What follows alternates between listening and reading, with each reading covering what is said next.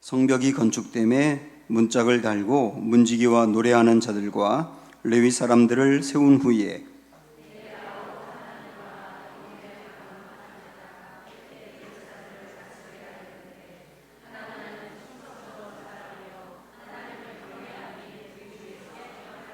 내가 그들에게 이르기를 해가 높이 뜨기 전에는 예루살렘 성문을 열지 말고 아직 파수할 때에 곧 문을 닫고 빗장을 지르며 또 예루살렘 주민이 각각 자기가 지키는 곳에서 파수하되 자기 집 맞은편을 지키게 하라 하였노니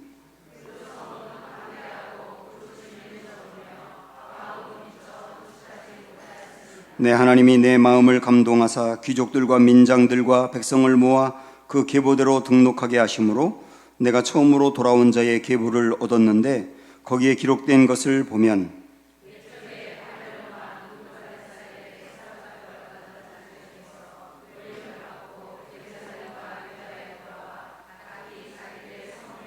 같이 읽습니다. 스룹바벨과 예수아와 느헤미야와 아사랴와 라마야마 나하마니와 모르드게와 빌상과 미스베렉과 비그웨와 느훔과 바하나와 함께 나온 이스라엘 백성의 명수가 이러하니라. 아멘. 최연하 권사님이 기도할 때 체육대 승부에 연연하지 말자고 그랬는데 연연하셔야 됩니다. 모든 체육과 운동은 승부에 연연해야 재밌지 연연하지 않으면 정말 재미가 없어요. 그러니까 오늘부터는 일주일 동안 천군은 천군끼리 만나고 백군은 백군끼리 만나고 적대적인 감정을 가지면서 서로 쳐다보고 그렇게 전투력을 키워야 되거든요. 그러니까 잘 하시기 바랍니다. 아셨죠? 자, 옆사람과 인사 사랑하고 축복합니다.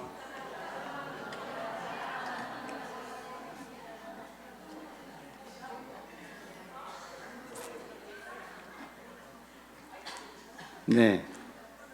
자, 7장으로 우리가 느헤미야가 왔는데 1절 보면 성벽이 건축되매 그랬어요. 느헤미야가 이 이스라엘 예루살렘으로 온 목적이 성벽을 건축하기 위해서거든요. 와서 많은 사람들의 방해도 있었고 외부의 방해, 내부의 문제, 그리고 지속적인 그 교묘한 전술과 전략으로 성벽 건축을 방해했는데 결국은 다 이겨내고 52일 만에 건축을 끝낸 겁니다. 52일이기 때문에 그리 긴 기간은 아니지만 워낙 방해가 많고 공격이 많았기 때문에 느헤미야는 정말 힘들었거든요. 그 어려움을 다 이겨낸 거예요. 한경직 목사님이 목회를 이제 다 마감하고 은퇴하셨을 때 그 후배 목사님들이 찾아가서 어떻게 그렇게 능력 있는 목회를 평생 하실 수 있었습니까? 그러니까 한 목사님이 뭐라 그러셨냐면 웬걸요 오늘 그만둘까 내일 그만둘까 하다 보니까 끝까지 갔다고 그랬어요. 그러니까 그렇게 목회가 나중에 가보니까 끝내긴 끝냈지만 매일매일이 정말 고민이었고 힘들었다는 얘기죠. 아마도 직장을 다니는 분도 그런 생각 갖고 하다 보니 또 계속 다니고 있고 교회 안에서 여러분이 맡고 있는 어떤 사역을 감당할 때에도 여러 번 그런 마음이 들지만 또 가고 뭐 그러면서 가는 게 아니겠는가 그런 생각이 듭니다. 중요한 프로젝트가 있을 때 이 프로젝트를 위해서 온몸을 다해서 헌신했고 방해가 있었지만 다 이겨나고 결국 끝냈습니다. 자, 그럼 여기서 질문 하나 해볼까요? 여러분이 아주 중요한 일을 맡았을 때 그 일을 최선을 다해서 감당하고 많은 어려움이 있었지만 끝까지 포기하지 않고 극복하고 나서 결국 일을 이루었다. 그럼 그 다음 뭐 하고 싶으세요?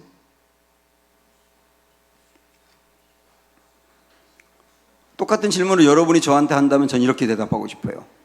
아유, 뭐 다른 거 없죠. 쉬는 거죠. 쉬는 거죠. 다 똑같은 마음일 거예요. 쉬고 싶을 거예요. 근데 어찌된 일인지 이 느헤미야는 어떻게 하고 있는가? 자, 1절 다시 보세요.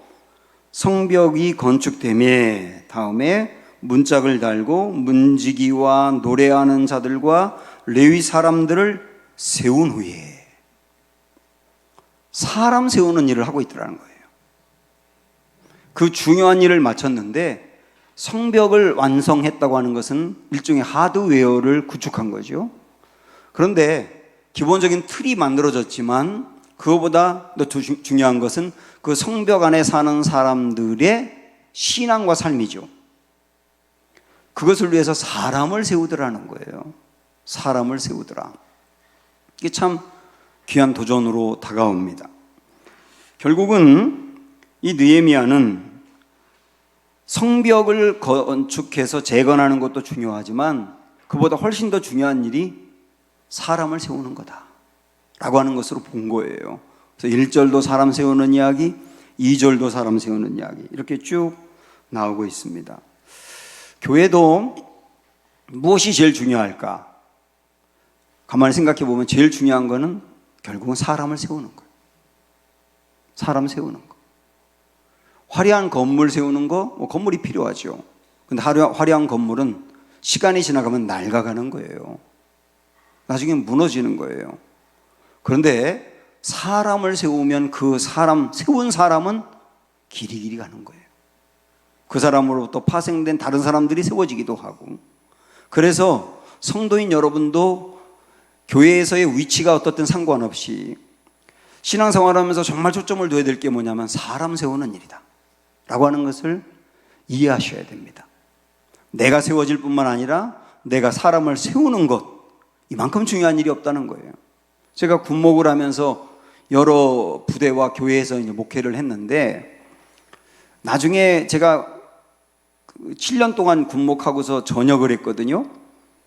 그 저한테 군대에서 만났던 뭐 군종이라든지 신호라든지 뭐 이런 사람들이 자주 찾아왔었어요. 제가 서울에서 부목사 할 때는 정말 하루가 다르게 사람들이 계속 왔는데 제가 나중에 깨달은 게 있어요. 나한테 계속 찾아온 사람들은 뭔가 영향을 받았다는 거거든요. 그때가 좋았다는 거거든요. 근데 가만히 보니까 제가 교회에서 세 교회를 군대에서 다녔는데 목회했는데 두 교회는 건축을 했거든요. 한 교회는 부산에 있는 병원에서 제가 목회를 했기 때문에 거기는 계속 신우들이 이제 환자로 오면 3개월에 한 번씩 바뀝니다. 계속. 그 3개월 동안 예수님 만나게 하려고 계속 훈련을 시킨 거예요. 일주일에도 몇 번씩 불러가지고 훈련시키고 3개월 지나면 나가면 또 훈련시키고 그런데 저와 3개월 동안만 함께 있었던 친구들이 다 찾아오더라고요. 제가 그때 깨달은 게 뭐냐면 그렇다. 목회라고 하는 거는 사람 세우는 거다. 우리 예수님도 이 땅에서 공생의 사역을 하면서 우리 예수님이 초점을 둔 건 사람 세우는 거잖아요. 우리 예수님이 무슨 프로그램을 만들었습니까? 건물을 세웠습니까? 우리 예수님 한 거는 사람 세우는 거예요. 그것도 12명. 그 중에 한 명은 탈락. 그런데 그렇게 세운 사람들이 그 이후에 세상을 변화시키잖아요. 중국이 한참 교회가 부흥하다가 공산화되면서 교회에 다 문을 닫았지 않습니까? 선교사들은 다 파면됐고, 그런데 나중에 등소병이 개혁하면서 이렇게 개방하면서 문을 열었더니 어마어마한 교인들이 있는 거예요. 그들은 건물이라고 하는 교회도 없었고 프로그램도 없었고 아무것도 없었어요. 사실 조직도 없었고. 그런데 사람을 키워놨더니 그 큰 사람들이 지하에서 또 사람들을 키우고 또 사람들을 키우면서 개방을 했는데 교회가 문을 닫을 때 300만 명이었다가 나중에 문을 열고 보니 6천만 명이 돼버린 거예요. 그걸 통하여 세계 모든 교회가 깜짝 놀란 거 아닙니까? 그래, 중요한 거는 사람 키우는 거야. 사람만 잘 키우면 돼 라고 하는 것을 깨닫는 기회가 되지 않습니까? 그래서 우리 교회도 목회자인 저도 여러분도 신앙생활하면서 정말 중요하게 초점을 둬야 될 것은 사람 키우는 거다. 느헤미야도 성벽 재건을 마친 다음에 그 다음에 쉬고 싶지만 당장 쉬지 않고 한 일이 뭐냐? 사람 세우는 거였다. 이게 굉장히 중요한 메시지 아닙니까? 그러면 사람을 세우는 게 이렇게 중요하다면 사람을 세울 때 어떤 사람을 세워야 되느냐 할 때 그 사람 세우는 원칙이 필요하지 않습니까? 오늘 어떤 사람을 세우는지 한번 보실까요? 2절 읽어봅니다. 시작. 내 아우 하나니와 영문의 관원 하나냐가 함께 예루살렘을 다스리게 하였는데 하나냐는 충성스러운 사람이요 하나님을 경외함이 무리 중에서 뛰어난 자라. 여기에 우리들 같으면 사람을 세울 때 원칙을 기능적으로 생각할 가능성이 많아요. 그 일을 잘할 만한 능력 있는 사람이 누구냐. 대부분 그렇게 초점을 두고 사람을 세우거든요. 그런데 여기서 초점을 둔 건 두 가지예요. 하나는 충성된 사람, 또 하나는 하나님을 경외하는 사람. 교회에서 사람을 세울 때도 이게 원칙이 되어야 된다는 거죠. 먼저 경외하는 사람에 대해서 먼저 보면, 사실 교회가 여러분도 아마 그러시겠지만 담임 목사에게 리더십을 요구하는 경우가 많아요. 어떤 교회는 담임 목사님을 청빙할 때 그 목사님의 리더십이 어느 정도인가를 굉장히 중요하게 고려를 합니다. 근데 우리가 생각하는 리더십이라고 하는 거는 목회자인 제가 여러분들에게 자, 우리 교회는 이렇게 갑니다. 저를 따르세요. 저만 따르면 돼요. 나를 따르라. Follow me. 나를 따르라. 그게 리더십이 훌륭한 거라고 생각한다고요. 그런데 어떤 의미로 본다면 교회에는 목사의 리더십이 적은 게 좋습니다. 목사의 리더십이 너무 강하면 목사 중심으로 교회가 들어가고 굴러가고 그 목회자가 자리를 비우게 되면 교회가 흔들리고 나중에 은퇴하게 되면 교회가 갈라지든지 무너지든지 그런 일이 생기고, 너무 목사인 사람인 목사의 리더십에 의해서 좌우된다면 그러면 그 교회는 잘못하면 목회자가 사유할 가능성이 있어요. 내 교회다, 여기는 내 교회이기 때문에 내 다음에도 내 아들이 목회를 해야 한다, 그렇게 생각을 하고 마치 교회가 자기 것인 마냥 자기 마음대로 끌고 갈 가능성이 있단 말입니다. 그래서 교회는 사람의 리더십이 강하지 않을수록 좋다. 그래서 이렇게 보면 어떨까요? 아유, 우리 교회 목사님 리더십이 없어. 그 목사님 훌륭한 거예요. 자기 바라보게 하지 않고 자기 따르게 하지 않고 결국은 사람에 의해서 좌우되고 주관되는 교회가 아니라 하나님을 바라보게 하는 교회거든요. 하나님의 말씀을 바라보고 하나님을 따르고 하나님에 의해서 움직이는 교회. 그래서 그 사람이 자리를 비우거나 사람이 떠나도 크게 요동하지 않는 교회. 이 교회가 훌륭한 교회거든요. 그래서 교회에서 사람을 세울 때 원칙이 리더십은 아니라는 거예요. 여기서 말하는 건 뭐냐? 하나님을 경외하는 거다. 하나님을 경외한다는 건 뭐 여러 가지 의미로 성경에서 해석을 하고 있습니다. 그 용어 자체로 놓고 보면 하나님을 두려워할 줄 아는 사람이다. 조금 더 다르게 이야기한다면 하나님을 공경하는 사람이다. 이거를 잠언 3장 5절에 보면 범사의 여호와를 인정하라, 내 명철을 의지하지 말라 그랬거든요. 여기서 말하는 내 명철이라고 하는 명철이라는 말이 언더스탠딩인데 내 이해력을 의지하지 말라예요. 내가 이해하는 건 이런 건데, 내가 보기에는 이게 옳은데, 내가 생각하기에는 이게 맞는데, 전부 다 언더스탠딩인데요. 내 명철을 의지하지 말고 여호와 하나님이 오늘 낮에 배운 것처럼 왕이라고, 교회의 왕이며 내 인생의 왕이고 내 가족의 왕이고 내 하는 일의 왕이라고 범사에 그걸 인정하고 주님을 따라가기만 하는 사람, 그런 사람이 여호와를 경외하는 사람이죠. 이런 사람의 길을 주님이 지도하신다 그랬거든요. 이게 하나님을 경외하는 것이에요. 그러면 여호와를 경외한다는 게 그런 거라면 여호와를 경외하는 사람이 여호와를 경외하는 것을 외적으로 가장 잘 표현할 수 있는 게 뭐냐면 사실은 예배입니다. 내가 하나님을 정말 경외한다면 경외하는 그 모습이 외적으로 예배로 표현이 되는 거예요. 그래서 1절 여러분 보시면 거기서 느헤미야가 성벽을 완성한 다음에 사람을 세웠는데 어떤 사람들을 세웠다 그랬냐면 문지기와 노래하는 자들과 레위 사람들을 세웠다고 특별히 강조하고 있습니다. 문지기, 노래하는 자, 레위 사람은 전부 다 성전에서 일하는 사람들이고 이 사람들의 핵심은 뭐냐면 예배를 세우는 사람들이에요. 결국은 느헤미야는 겉에 성벽을 재건하고 난 다음에 사람을 세워야 되는데 이 정말 사람이 중요한데 그러면서 세운 사람은 여호와를 예배하는 걸 중요하게 여기는 사람을 세웠다는 거예요. 그들을 오늘 말씀으로 연결해 본다면 하나님을 경외하는 자다, 이렇게 볼 수 있단 말입니다.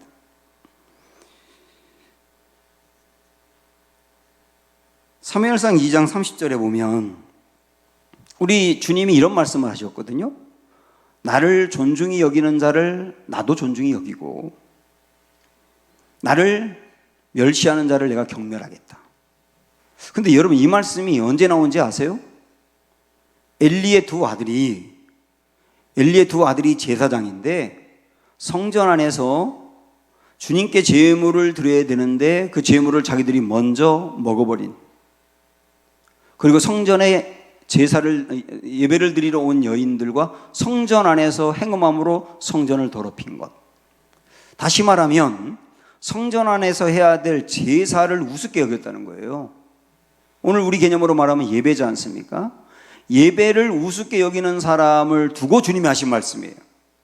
예배를 중요하게 여기고 예배를 바로 세우려고 하는 사람을 하나님은 나를 존중히 여긴다고 이해하고, 예배를 아주 우습게 여기고 예배를 폄하하는 사람을 주님을 경멸히 여긴다라고 주님이 이해했단 말씀이에요.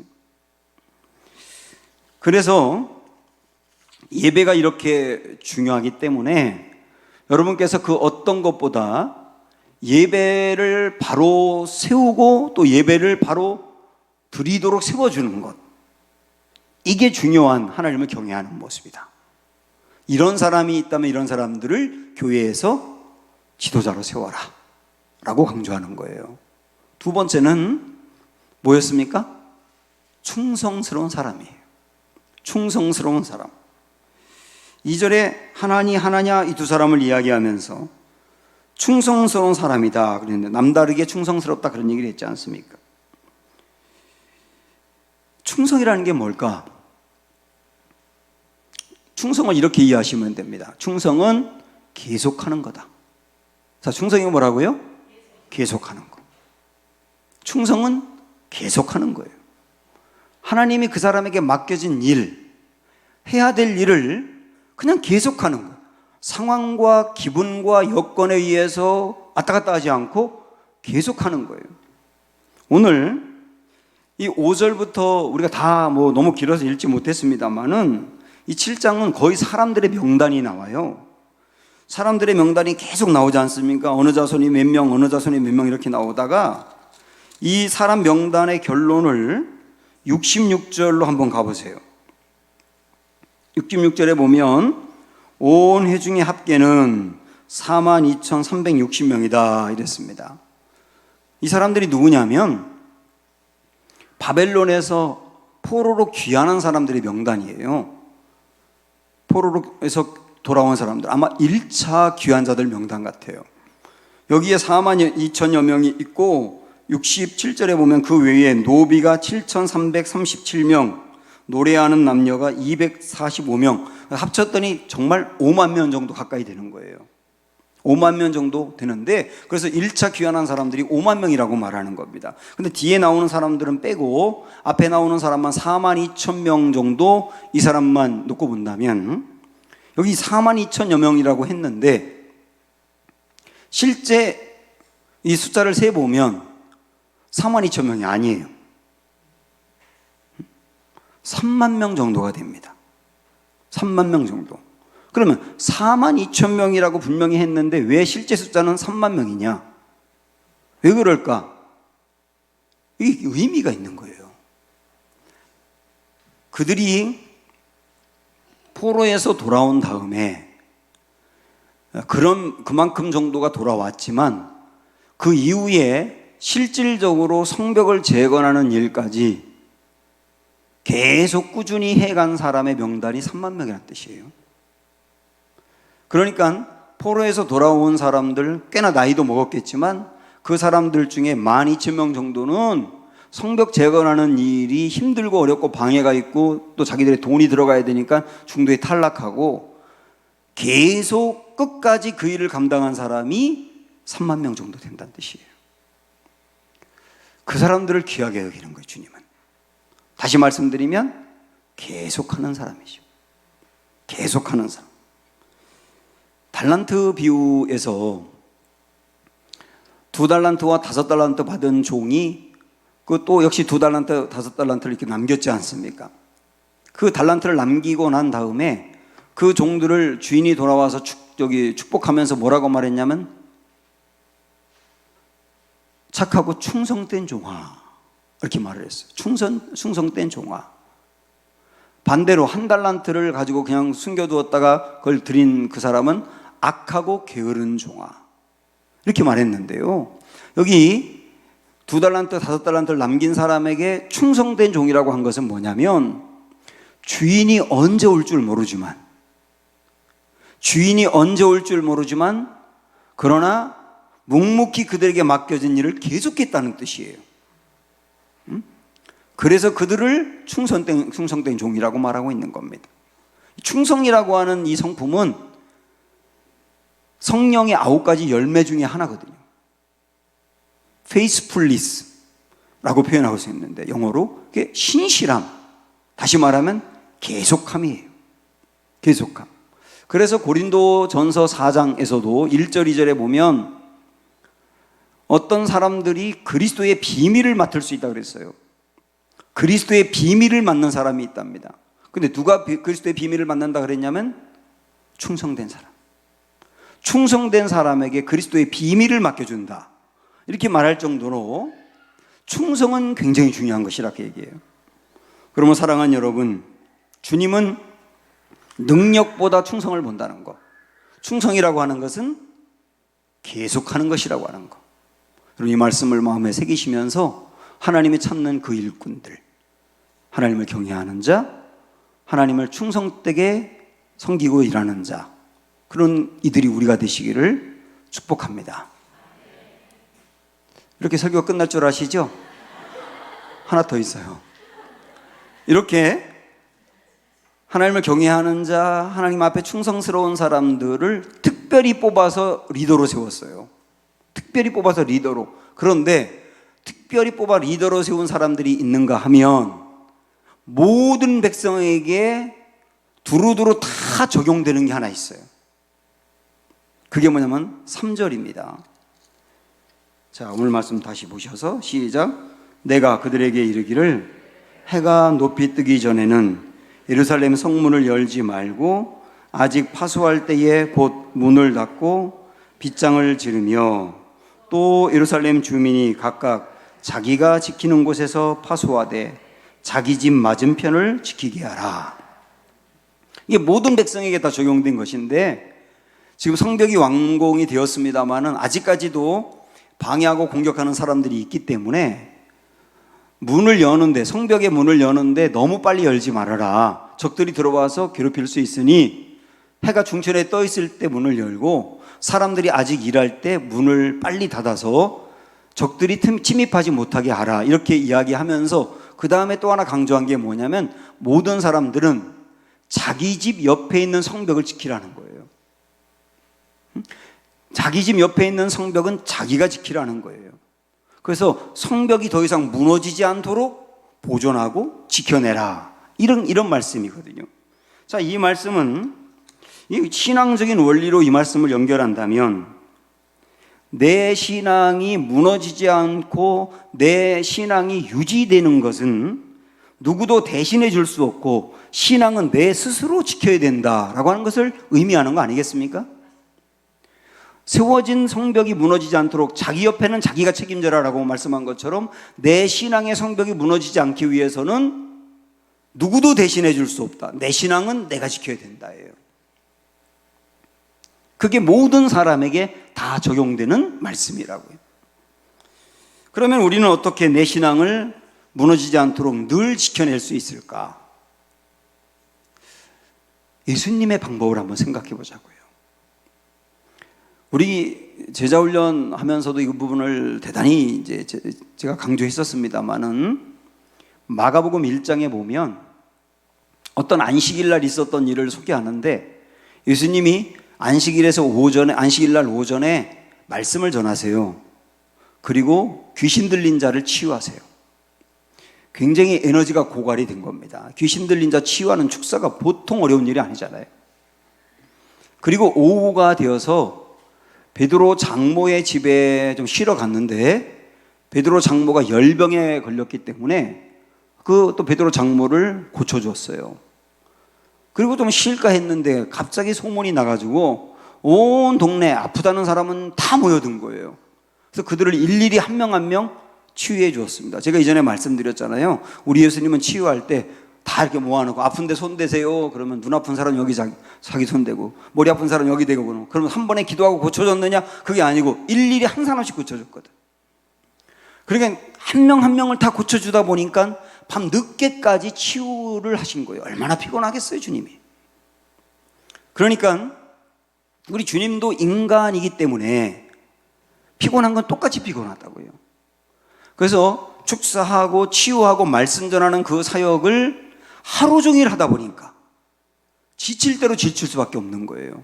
저도 주일날 예배 1부, 2부 예배 드리고 오후 예배 이렇게 드리고 리더 모임 하고 이전에는 또 일도학교나 이런 모임까지 했었잖아요. 그거 다 하고 집에 들어가면 대략 6시 반에서 7시 되는데 그 다음부터는 멍 때리고 있다 잡니다.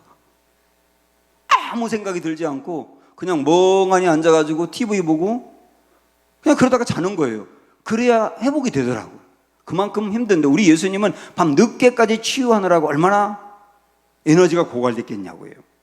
그런데 그 다음날 새벽 오히려 미명에 이거는 대략 4시에서 6시 사이거든요. 그때 일어나서 기도하러 가십니다. 기도하러 가신다고. 우리 예수님이 기도가 뭐가 필요하냐고요. 어떻게 생각해 보면. 그러나 우리 예수님도 기도를 열심히 하시고 나서 다시 힘을 얻고 그 다음 전도하러 가시는 거예요. 여기에 이 예수님이 하루 보여주었던 이 모습 안에 우리가 내 스스로 신앙관리를 어떻게 해야 되는지가 나와 있는 거예요. 하나님이 맡겨진 일을 불꽃같이 열심히 사역을 감당하면서 하고 그러나 그런 거는 내 안에 있는 에너지가 고갈되어 가는 것이기 때문에 에너지는 반드시 보충이 돼야 된다. 그 보충하는 게 뭐냐? 경건 시간이거든요. 경건 시간. 경건 시간이 나에게 매일매일 있어야 자기 신앙이 유지가 되는 거예요. 경건 시간이 내게 무너져 가면 사역을 하는데 경건 시간이 무너져 가면 윌리엄 윌버포스라고 하는 사람이 그런 말을 했거든요. 내가 노예 해방을 위해서 열심히 일을 하는데 너무 바빠서 언젠가부터 내가 경건 시간이 무너졌는데 경건 시간이 무너지다 보니까 내 영혼이 메마르고 자꾸 완고해지는구나. 그걸 느끼면서 경건 시간이 무너진 상태로 사역하는 게 이게 이렇게 위험한 일이 될 수 있구나. 왜냐하면 사람이 완고해진다고. 사랑하는 여러분, 내 신앙을 대신 지켜줄 수 있는 사람은 아무도 없어요. 내 신앙은 내가 할 수밖에 없는 거예요. 그 내 신앙을 유지하는 중요한 길이 우리 예수님의 말씀을 통하여 경건의 시간이다. 다른 거 없습니다. 시간을 내어서 말씀과 기도에 가까이 하는 것. 그래서 내 신앙이 늘 푸릇푸릇하고 생생하도록 내 영혼이 완고해지지 않고 메마르지 않고 늘 축축하고 생기 있도록 유지해가는 게 경건한 시간이다 하는 거 여러분은 아시고 저나 여러분이나 무너졌던 경건 시간은 회복되시고 그래서 늘 다시 생기 있게 일어설 수 있는 은혜가 있기를 축원합니다.